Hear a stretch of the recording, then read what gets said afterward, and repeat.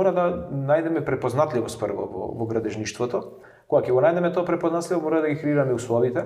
Најниска цена како критериум видовме до кај на Татера. Имаме еден куп дефекти, да кажам, на патиштата кои се поправаат секојдневно и мора ние да се одредиме дали ќе работиме ефтино и брзо или ќе работиме квалитетно и нормално.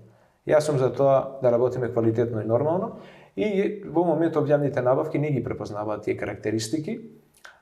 Денес во јавните набавки толку учествувате во јавна набавка на која се распишува и е финансирана од буџетот на Републиката, ќе добиете некои нормативи, некои услови кои што може да ги задоволуваат и фирми кои не се толку добри, не се референтни, и тука сте вие на некој начин поскапи, на некој начин стрчите во целата работа, толку пак учествувате на тендери кои ги пропишуваат институциите се финансирани од странски инвеститори како Светска банка, Европска банка за обнова и развој, ќе видите дека тука ние не сме конкурентни, не се креираат условите врз база на критериуми и услови кои владеат во Републиката и врз база на капацитети и можности кои ги има Републиката во која што се распишуваат. Тука македонските компании се неконкурентни, дури не може да учествуваат некако лидери на конзорциуми, нити како партнери во последните тендери не може да учествуваат.